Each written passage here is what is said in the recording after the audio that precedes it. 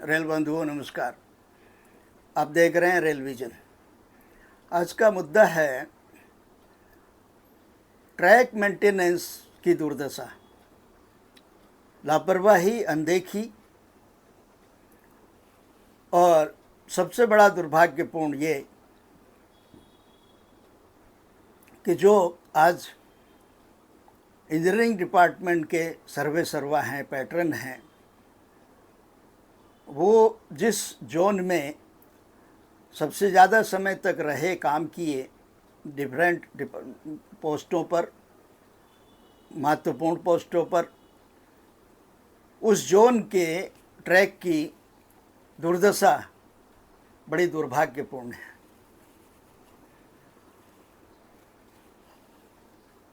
बात ऐसी है कि बुधवार 24 जून को मुंबई में मानसून की पहली बारिश हुई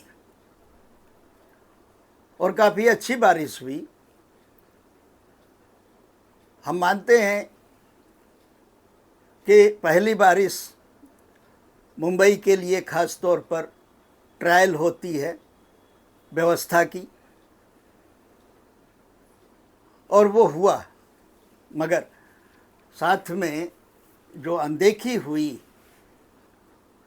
पता चला कि तुरभे और कोपर खैरने के बीच ट्रांस हार्बर लाइन पर बीएमसी ने कुछ पाइप डालने के लिए एक गहरा बड़ा गड्ढा खोदा हुआ था। शायद उन्हें मानसून आने की चिंता नहीं थी या जानकारी नहीं थी, ऐसा संभव तो नहीं है, क्योंकि ये सारी चीज़ें इन चीज़ों को ध्यान में रखकर ही होती हैं। और चूँकि मानसून अमूमन मुंबई में 10-12 जून तक आ जाता है, इस बार डिले हुआ है, इसलिए थोड़ी लापरवाही हो सकती है, मगर ऐसा होना नहीं चाहिए था। वो गड्ढा जो भी खोदा गया, जिस काम के लिए भी खोदा गया, वो बीएमसी को इमिडिएटली पाटना चाहिए था, क्योंकि ट्रैक के बाजू में था। और बीएमसी ने अगर अपना दायित्व तो नहीं निभाया था तो ये रेल की जिम्मेदारी थी, ये इंजीनियरिंग विभाग की, मुंबई डिवीज़न सेंट्रल रेलवे के इंजीनियरिंग विभाग की खास तौर पर ये जिम्मेदारी थी, और विशेष रूप से सेक्शन सीनियर डीएन कोऑर्डिनेशन की जिम्मेदारी थी कि उसका संज्ञान लेते कि सीजन की बारिश, मौसम, मानसून आना एकदम तय है और वो सिर पर आ गया है। 2-4 दिन आगे पीछे डिले हो रहा है, मगर मानसून तो आना है। जब ये तय है तो फिर ये गड्ढा खुला कैसे पड़ा रह गया? इतनी बारिश हुई कि जो धार से पानी बहा उस गड्ढे की तरफ, बड़ नेचुरल है, पानी का स्वभाव है, जिधर ढलान होगी उधर तेजी से बहेगा, क्योंकि गड्ढा था।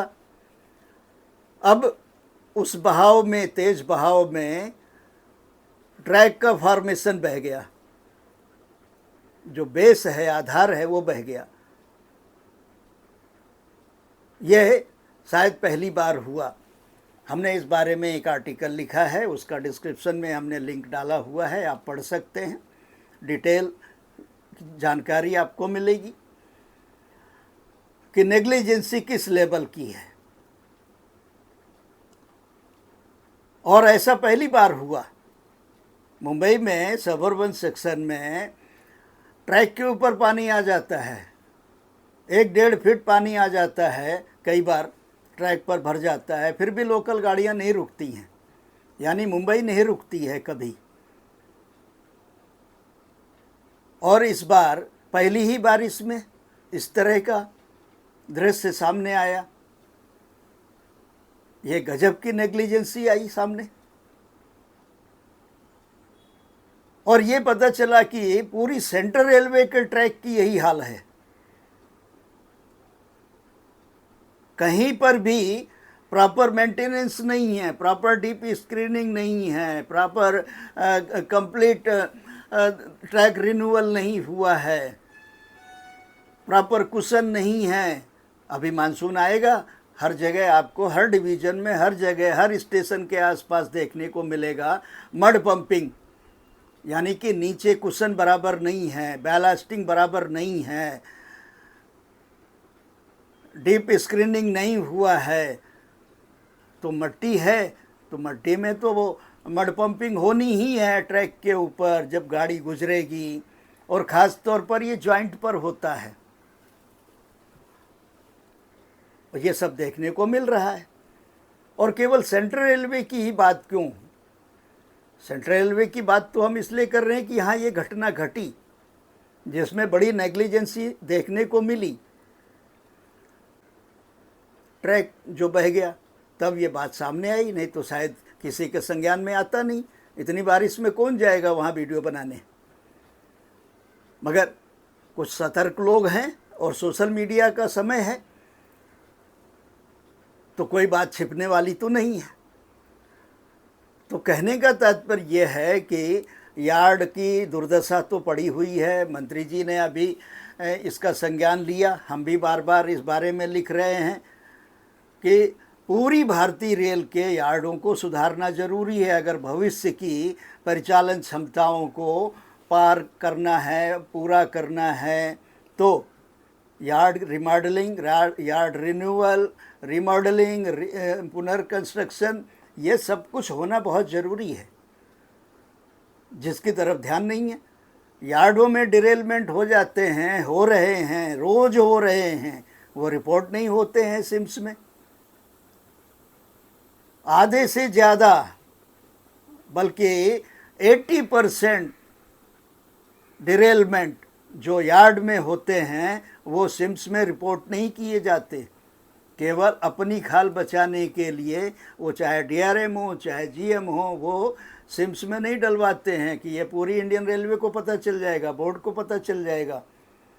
तो व्यवस्था को जितना भी चुस्त दुरुस्त बनाया जाए, ये चालबाज लोग उससे बचने का रास्ता निकाल ही लेते हैं। ये स्वाभाविक मानवीय प्रवृत्ति है, गलती स्वीकार नहीं करेंगे, ये भी एक प्रवृत्ति है। मगर गलती होने के बाद उसको छिपाना, उससे बचना किसी भी तरीके से, ये भी एक उनकी प्रवृत्ति है, मानवीय प्रवृत्ति है। मगर ये सिस्टम के लिए कितनी घातक है ये हम भूल जाते हैं। जिम्मेदार पदों पर बैठ करके जो एक्चुअली होना चाहिए वो नहीं हो रहा है।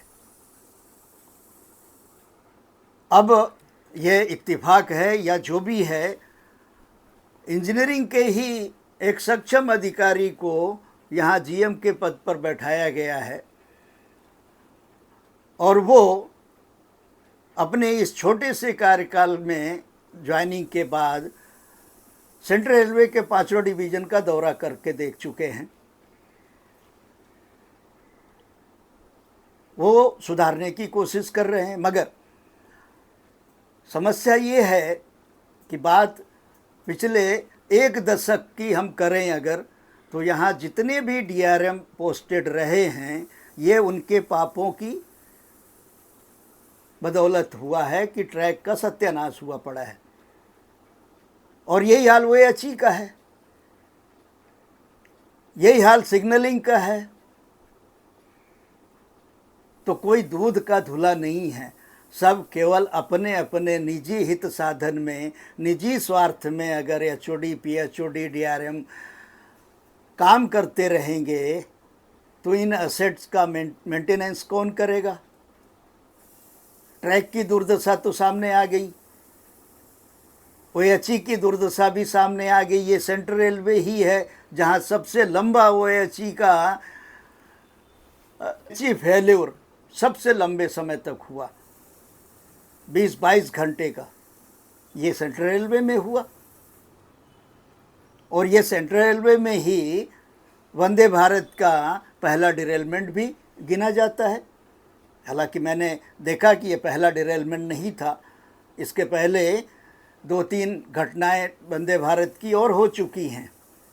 कहीं ब्रेक जाम हो गया, कहीं पहिया स्लिप हो गया ट्रैक से, ऐसी घटनाएं हुई हैं।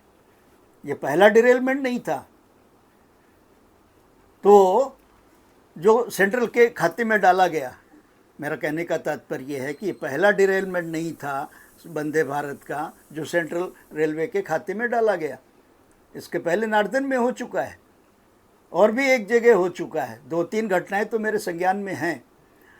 तो यहाँ बात हो रही है ट्रैक की, बाकी सब तो हैं, वो भी गिनाया मैंने, मगर ट्रैक की इसलिए हो रही है कि आज जो पैटर्न हैं इंजीनियरिंग विभाग के, यानी मेंबर इंफ्रास्ट्रक्चर, उनका सबसे लंबा कार्यकाल सेंट्रल रेलवे में रहा। नीचे जूनियर लेवल से लेकर ब्रांच हेड और फिर डीआरएम भुसावल, फिर सीएओ कंस्ट्रक्शन, फिर सेक्रेटरी टू जीएम उसके पहले, ऐसे विभिन्न महत्वपूर्ण पदों पर काम किया है। लंबे समय तक वो सेंट्रल में रहे। जीएम वेस्टर्न रहे, यानी कि मुंबई की भौतिक परिस्थिति से बहुत अच्छी तरह वाकिफ़ होने चाहिए थे, जो कि नहीं है। चूँकि फील्ड में ये पोस्टिंग ज़रूर रही हैं, काम ज़रूर किए हैं, मगर फील्ड का उतना नॉलेज नहीं है। इंस्पेक्शन वगैरह बहुत अच्छा कर लेते हैं, मगर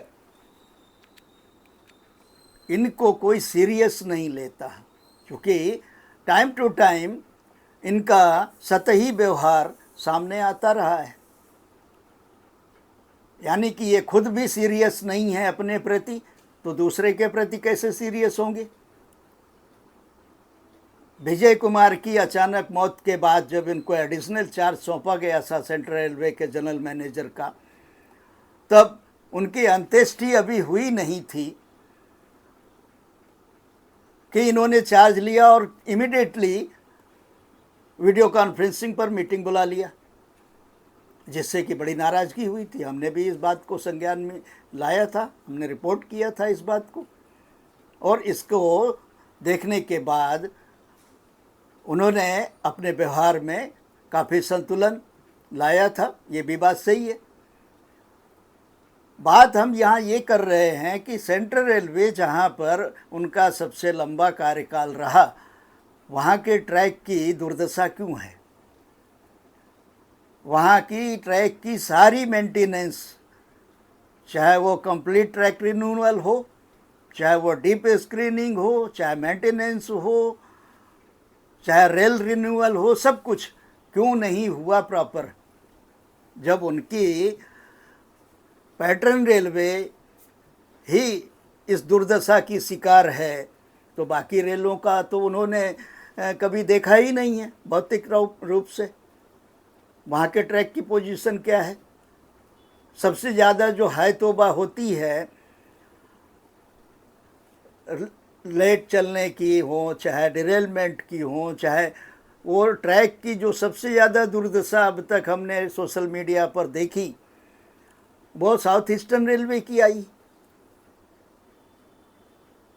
ये ट्विटर पर उधर के सारे, चाहे वो बिहार के हों, चाहे झारखंड के हों, चाहे वो चक्रधरपुर और खड़गपुर, वहाँ के सारे लोग जो भी पैसेंजर एसोसिएशन से रिलेटेड हैं और उस तरह के हैंडल हैं, उनको आप देखेंगे तो अपने आप पता चल जाएगा कि साउथ ईस्टर्न रेलवे के ट्रैक की क्या दुर्दशा रही है। और इसी वजह से वहाँ के पीसीई को मंत्री की झाड़ पड़ी थी, जीएम को भी झाड़ पड़ी थी तत्कालीन, फिर भी नहीं सुधरे। तो बाकी तमाम सारी चीज़ें हैं जो हम गिना सकते हैं कि ये जो दुर्दशा है वो इसलिए है कि आज जो जीएम और डीआरएम बन रहे हैं उनकी कोई ट्रेनिंग नहीं है, क्योंकि स्टाफ कॉलेज को जड़ से ख़त्म कर दिया गया, कोई अल्टरनेट उसका नहीं किया गया, कोई विकल्प नहीं दिया गया। तो डीआरएम हो, जीएम हो, इनकी तो ट्रेनिंग हो नहीं रही है कि इनको डीआरएम जीएम बनने के बाद करना क्या है, यही नहीं पता है। बाकी जो जूनियर अधिकारी हैं उनकी ट्रेनिंग भी नहीं हो रही, वो भी प्राइवेट ट्यूटर से अपने मैनेजमेंट पढ़ रहे हैं। या जो कैडर इंस्टीट्यूट हैं, सीटीआई हैं, सेंट्रल ट्रेनिंग इंस्टीट्यूट, जो कैडर वाइज बने हुए हैं घोंसले, पार्किंग घोंसले भी हैं, वो पोस्टिंग घोंसले भी हैं, तो उनमें जाके सीख रहे हैं, मगर अपना विषय सीख रहे हैं, बाकी ओवरऑल रेल वर्किंग नहीं सीख पा रहे हैं। और सरकार को इसका अता पता नहीं है, ज्ञान नहीं है, उसने तो बर्बाद कर दिया। वहाँ एक सो कॉल्ड सेंट्रल यूनिवर्सिटी बना दिया, जिसका कि रेल को क्या लाभ हुआ आज तक, इसका ही कोई मूल्यांकन नहीं है। हाँ, कुछ पुराने रिटायर्ड रेल अधिकारियों की बड़ी मौज है, क्योंकि बड़ा मेहनताना मिलता है वहाँ लेक्चर देने जाने के लिए। उनके पास अपना तो कोई एसेट है नहीं, सारा हड़पा हुआ एसेट है। रेल को तो कोई फायदा नहीं हुआ। तो जो लोगों ने ये मैनिपुलेशन किया, अपने निजी स्वार्थ में किया, निजी हित साधन में किया, सरकार की चापलूसी में किया, क्योंकि इसके लिए जगह अलग ले ली गई थी, वहाँ कंस्ट्रक्शन शुरू हो गया था, फिर स्टाफ कॉलेज ही क्यों हड़पा गया इस सो कॉल्ड यूनिवर्सिटी के लिए, जिसका कि रेल को कोई फायदा नहीं। इस पर किसी ने आज तक चर्चा नहीं की। उनकी जिम्मेदारी तय होने करने का समय आ गया है। और एक बात ध्यान में रखें, मैं यहाँ तमाम जो डीआरएम हैं आज की तारीख में, उनको मैं याद दिलाना चाहता हूँ कि एक जनरल मैनेजर केवल इसलिए अपग्रेड नहीं हो पाए क्योंकि उनके कार्यकाल में लगभग 80% ब्लॉक रिफ्यूज़ किए गए, चाहे वो इंजीनियरिंग ब्लॉक रहे हों, चाहे ट्रैफिक ब्लॉक रहे हों, चाहे मेंटेनेंस ब्लॉक रहे हों, मैक्सिमम 70-80% ब्लॉक रिफ्यूज़ किए गए। और जो लोग इस गलत फहमी में रहते हैं कि ये सब चीज़ें काउंट नहीं होती हैं, उनको अपने दिमाग से ये गलत फहमी निकाल देनी चाहिए। हर चीज़ काउंट होती है आपके प्रमोशन के टाइम में, और आप इसके लिए किसी और को दोषी नहीं ठहरा सकते हैं। ये जो आप आज कर रहे हैं यही आगे काउंट होगा, और इसका रिलेशन आपके कर्म से जोड़ा जाता है। ऐसा जैसा आप कर्म करते हैं उसका ही फल आपको आगे भुगतना पड़ता है। अच्छा करेंगे अच्छा होगा, बुरा करेंगे बुरा होगा। तो आज जो आप कर रहे हैं ये ध्यान रखें कि आने वाले समय में जब आपका अपर लेवल पर प्रमोशन होगा तो ये सब भी काउंट होगा कि आपने ग्राउंड लेवल पर कितना काम किया एसेट को मेंटेन करने के लिए। ये बात आपको भूलनी नहीं चाहिए। बाकी चीज़ें आप डिस्क्रिप्शन में जो लिंक दिया हुआ है उसमें जाके पढ़ लें। वीडियो चूँकि बड़ा हो जाता है, लोगों को शिकायत है, इसलिए मैं इसको यहीं पर ख़त्म कर रहा हूँ, और आगे जब ज़रूरत पड़ेगी तब फिर अपडेट करेंगे। धन्यवाद।